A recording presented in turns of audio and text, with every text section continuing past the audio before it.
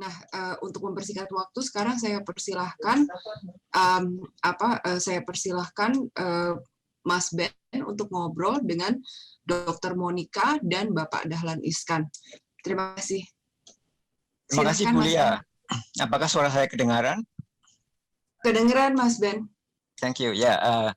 Good day, selamat malam di Indonesia dan selamat pagi di United States. Kita beruntung sekali pagi ini karena ada Dr. Teresia dan Pak Dahlan Iskan yang mengenai topik convalescent ini ya.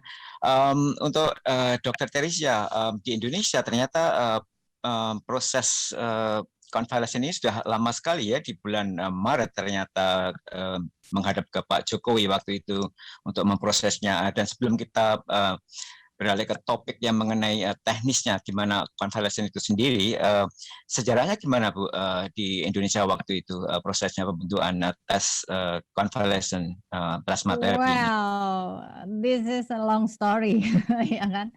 And you can call me Monique, Dr. Monique. Oke, ya Dr. Monique, thank you. Ya, jadi waktu tanggal 18 Maret 2020, memang saya memberanikan diri ya untuk menulis surat kepada Presiden Jokowi. Saya ingat banget, saat itu saya di dalam suratnya itu memohon supaya terapi plasma konvalesen atau convalescent plasma therapy ini dijadikan salah satu alternatif bagi pemerintah untuk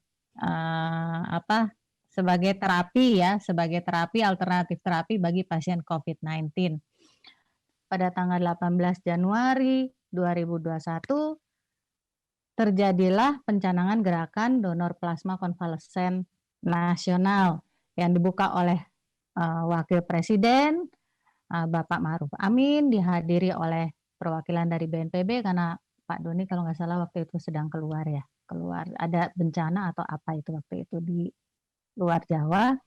Kemudian juga ada kepala atau ketua PMI Bapak Yusuf Kala, kemudian Pak Muhajir Menko PMK, kemudian juga perwakilan dari Kemenkes dan Menristek juga hadir, serta Bapak Airlangga Hartarto. Tujuan saya cuma ingin menolong rakyat dan pemerintah. Dan dengan seizin Dr. Linda, saya juga berusaha memberikan edukasi dan setelah diskusi juga, dan saat ini sudah terdistribusikan 27,000 bag of plasma konvalesen. Jadi 27.000 kantong plasma itu udah didistribusikan di seluruh Indonesia. 3 daerah utama, yang nomor 1 itu saya sangat bangga banget tuh, saya ngomong sama Pak Dahlan Iskan juga.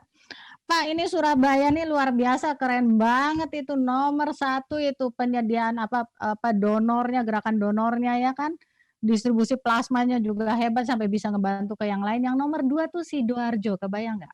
Sidoarjo, saya pernah sampai datang ke unit donor darahnya di PMI itu Sidoarjo, luar biasa.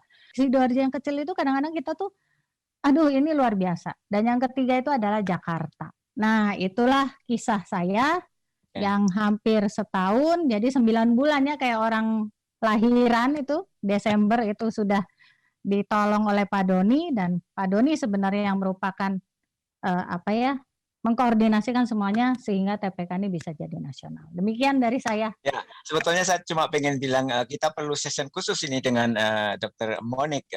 Mudah-mudahan bisa hadir lagi, soalnya banyak cerita tentang panjang ceritanya ini panjang. Masih banyak pertanyaan lain sebetulnya yang saya ingin tanya, tapi karena keterbatasan waktu ya. Nanti next time mudah-mudahan bisa hadir lagi, Dr. Monique. Thank you very much for your attendance. Nah, segue-nya sekarang ini adalah Dr. Monique tadi menyentuh kasus di Jawa Timur ya, di Surabaya dengan Pak Dahlan Iskan. Kebetulan beliau ini sering sekali hadir di acara kita nih. Selamat malam Pak Dahlan, terima kasih sekali hadir lagi. Selamat malam. Selamat malam. Saya Praben dari New York, Pak. Saya agak grogi ini soalnya saya salah satu dari sekian juta fans beratnya Pak Dahlan ini. Tulisannya enak sekali Sama, saya dibaca. juga. Ya, kan?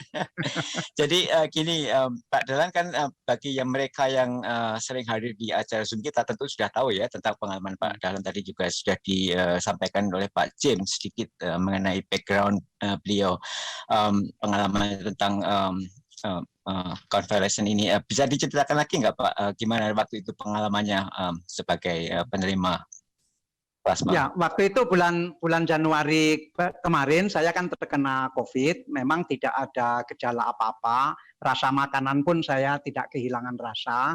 Tetapi setelah seminggu, anak-anak saya minta supaya saya masuk rumah sakit, meskipun saya sebetulnya awalnya keberatan karena tidak ada gejala apa-apa, tapi karena umur yang sudah 70 tahun, kemudian pernah aorta dissection, pernah transplant, sehingga saya nuruti anak-anak masuk rumah sakit.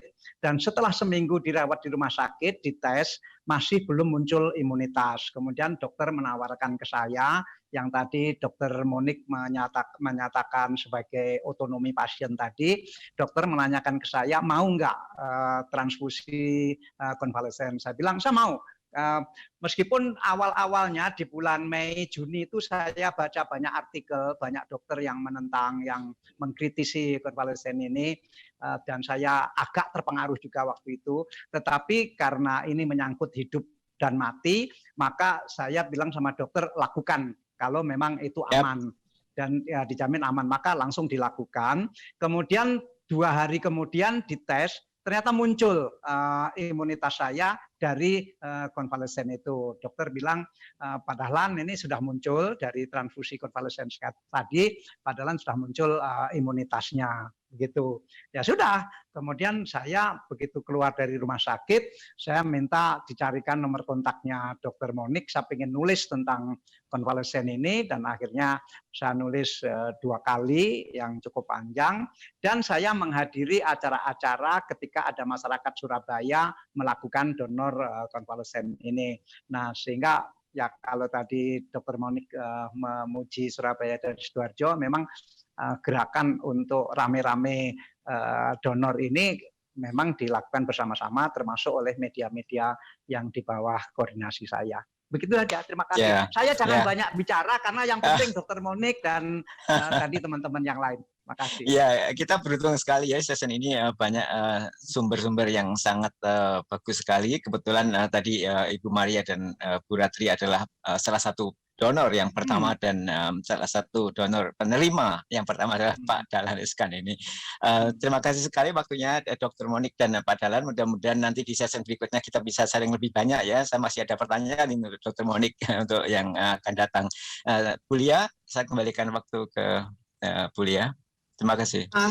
Terima kasih Pak Ben. Saya setuju dengan Pak Ben bahwa kita kayaknya harus ada session khusus, jadi Dokter Monik bisa menjelaskan secara teknis TPK itu bagaimana nanti mungkin kita siapa tahu ada kesempatan lain lagi.